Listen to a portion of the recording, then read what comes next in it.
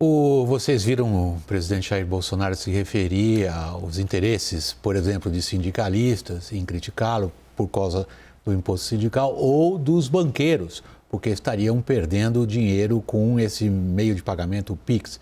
Mas ao contrário do que diz o presidente, foi o presidente do Banco Central, viva a autonomia do Banco Central, Roberto Campos Neto, negou que os bancos estejam perdendo dinheiro por causa do Pix. Confirma.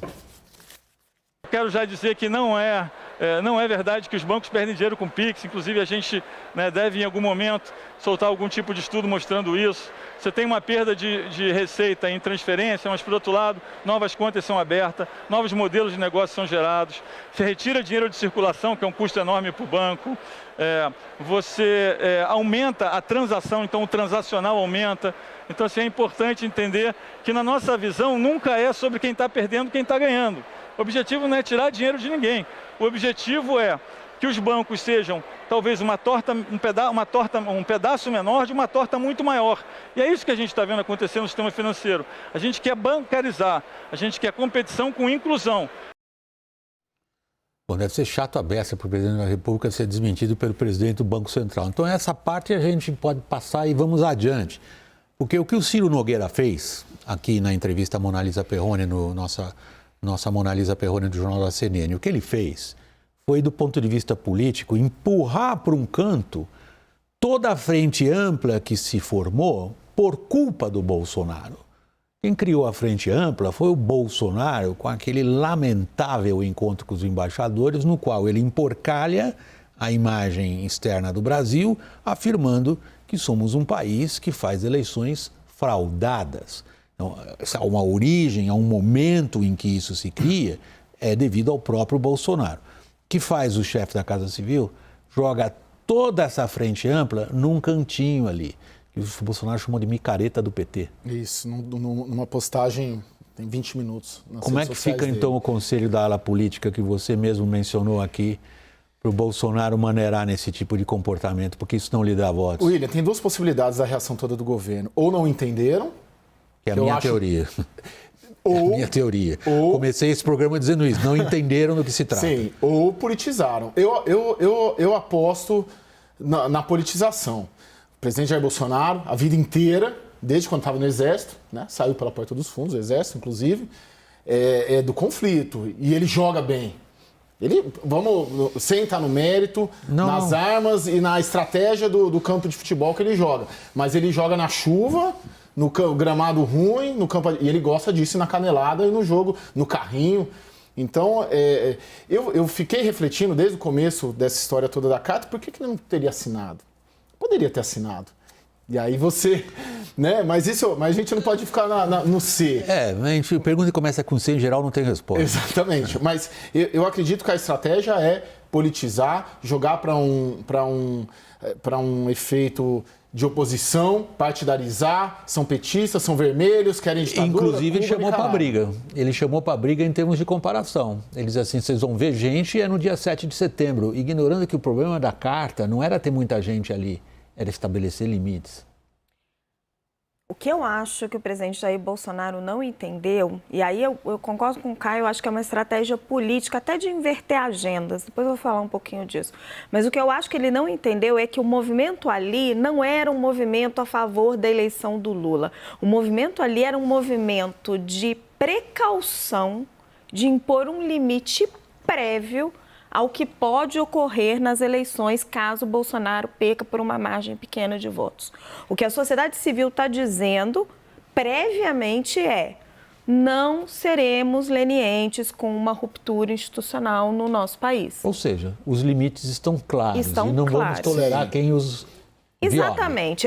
Isso eu acho que ele não entendeu, porque ele está enxergando só o curto prazo, a disputa.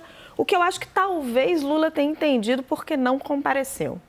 Não foi. Agora, rapidinho, Caio, só para terminar. A estratégia do Bolsonaro, e eu acho até que é uma estratégia inteligente, é de tentar inverter as agendas. Ele está se aproveitando dos dados positivos na economia, e hoje teve mais uma queda do preço do diesel, 4 quedas do preço de combustível desde que ele trocou o presidente da Petrobras, justificadas tecnicamente, a gente olha, tem defasagem no mercado internacional, etc., mas veio no dia, do manifesto, quase na hora que estava terminando o ato, subiu a notícia de que a Petrobras estava baixando o preço do diesel. Então, o Bolsonaro está pegando essas notícias positivas na economia, está capturando esse discurso da economia, que era um discurso do Lula, que a economia está muito mal, o país está muito mal, na minha época que as pessoas conseguiam comer, enquanto o Lula está ficando com um discurso mais institucional, até por quando criticou, né, o programa eleitoreiro e fala um pouco dessa questão da democracia, e o Bolsonaro se retrai, porque sobe nas pesquisas, se retrai um pouco nessa frente. Deixa eu passar para o Caio. Acho que a campanha do PT, do Lula, vive hoje, nessa semana, um super dilema que eu ainda não consegui captar para onde isso vai desaguar.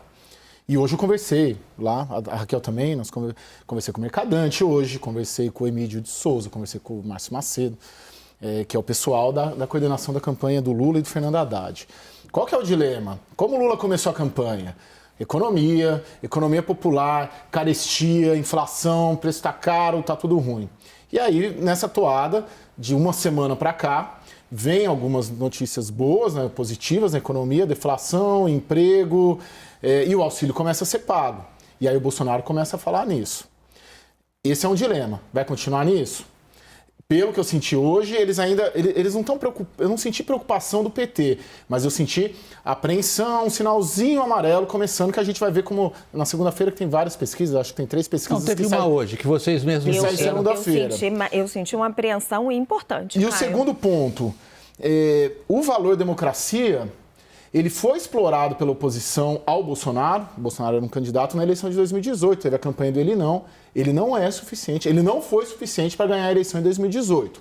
O apreço democrático, é ruim dizer isso, todos nós aqui, ninguém tem dúvida disso, defendemos a democracia, mas ele não elege por si só presidente da República. E esse ato hoje, ele por si só, ele não elege presidente da República. Então, esse momento, Bolsonaro capturando, como diz a Raquel, os bons indicadores econômicos.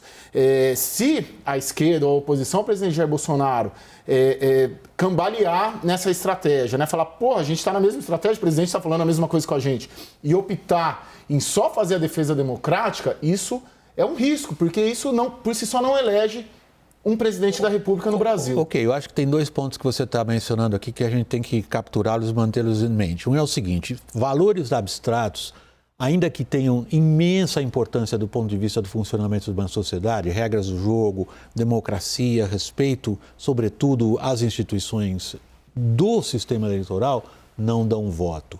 Você está dizendo isso sem dizer que você aplaude isso. Sim. Você está dizendo isso, infelizmente, uma característica do jogo político eleitoral. Não era o objetivo ali influenciar a eleição, o objetivo era dizer para um dos candidatos, olha aqui, ó, este é o limite que você não vai passar.